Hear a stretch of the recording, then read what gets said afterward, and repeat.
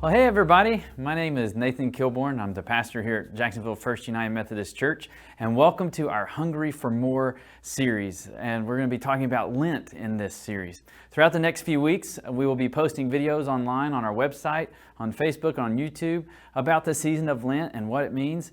To help those of you who may not know a whole lot about Lent or are unfamiliar with its practices, as well as those of you who always wanted to learn more. So welcome to our Hungry for More series. Now, to begin, you may say, what is Lent? That word is odd. Now, you might be thinking that I said the word Lent, like the stuff you might find between your toes or in the laundry, but I'm talking about the word Lent, L-E-N-T, not L-I-N-T. This is a season in the church year that begins 40 days before Easter.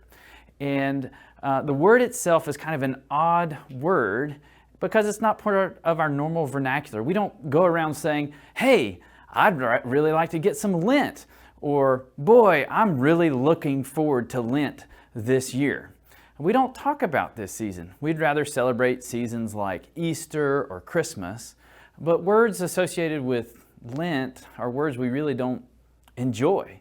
Words like fasting or repentance or sacrifice don't really give us the warm fuzzies inside. In fact, I don't think I've ever heard anyone say, man, I sure am looking forward to Lent. Yet, the season of Lent is a very important and actually possibly rich season for Christians, even those who may be curious about the faith, who have no dealings with the faith, as well as those who have been in the faith for a very long time. But before we go into other detail, I want us to think about one thing when it comes to Lent. I want you to imagine the season of Lent, this 40-day period before Easter, as like a reset button. A button for you to reset your life of faith. So I want you to keep that image in mind as we talk more about the season in our video today. So let's talk about a little bit of history. And to start with, I must admit, the origins of Lent are a little fuzzy, no pun intended. Lent, get it? Now, the practices associated with Lent, like fasting and prayer, are well grounded in our faith. Those, by the way, you'll hear about more in the next week to come in our following videos about the practice of Lent, about the practices of prayer and fasting. But suffice to say that fasting and prayer are grounded in the early church's celebration of Passover and Easter. Early Christians would fast and pray the Friday and Saturday before Easter Sunday morning to prepare to celebrate Jesus and Jesus' resurrections. And you'll learn more, like I said, in the videos to come. However, let me say that the practice of fasting and prayer were extended out past those 2 days for 40 days. But why? Why 40 days? Well, this is where the history gets a little fuzzy.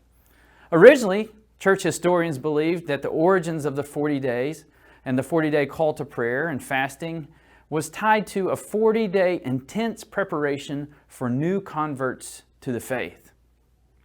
People who were preparing to be baptized into the Christian faith on Easter Sunday would go through a 40-day period learning about the teachings of Jesus, about what it meant to live the life of Jesus, and they would spend that time in that 40 days of preparation. They would fast and they would pray and they would prepare themselves to be baptized.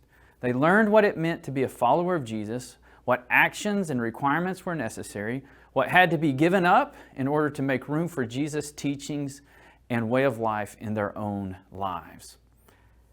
However, church historians have discovered from earlier writings that the early church was already celebrating this 40-day season, particularly in the Christian church in Egypt. Before it became time of helping early converts to ready themselves to follow Jesus, they were already practicing this 40 days of faith.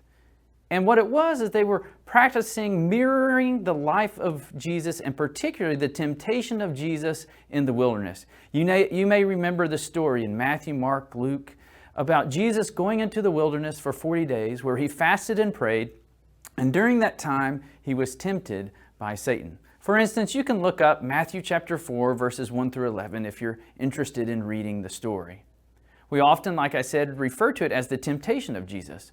And yet, that was only part of Jesus' journey in the wilderness.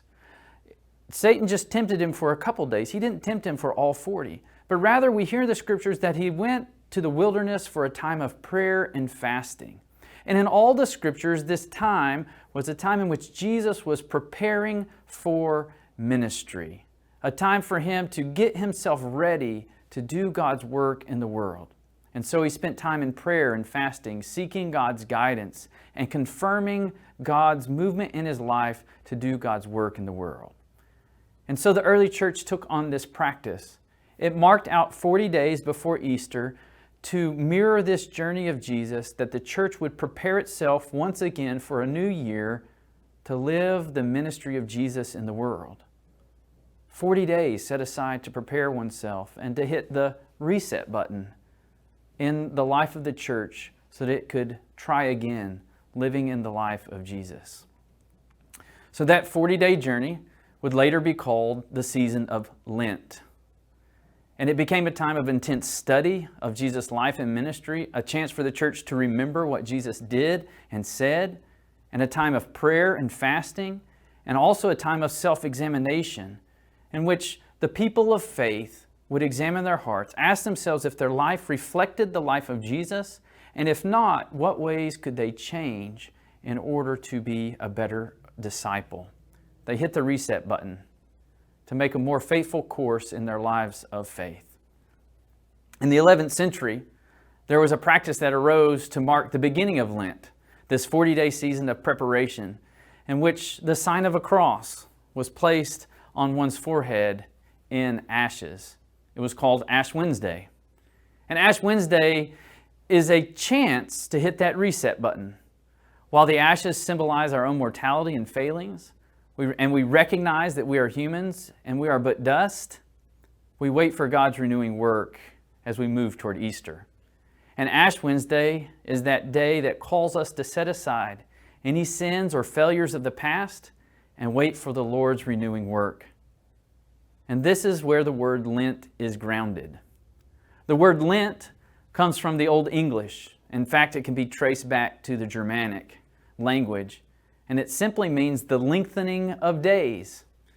And the word originally was used to talk about springtime and about how we all have experienced this, that in the winter the nights are longer and the days are shorter. But as springtime comes along, the days get longer and the nights get shorter. And the church took this image into its own vernacular and language to talk about what happens in the season we call Lent. That as we let go of the past and we let go of our failures, God's light begins to lengthen. It begins to get greater and larger in our own lives. And on Ash Wednesday, that process of resetting begins, and the love of Jesus comes into our life. Therefore, I'd invite you, maybe you need to hit the reset button this year. I know I do. And I look forward to this 40-day journey to help me intentionally look at my life and remove that which doesn't help me love God and neighbor as Jesus calls me to do. Maybe you're spiritually curious. Maybe someone has shared this video with you today and you've decided to watch it.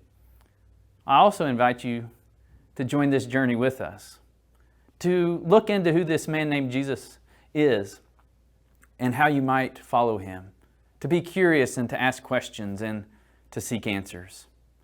Maybe you've been burned by the church and you disagree with the church. I would challenge you to hit that reset button again, to fall in love with Jesus again and to follow him faithfully. No doubt the church can be wrong sometimes and there's a diversity of thought. So join us in this journey as we explore more about Lent throughout these next 40 days.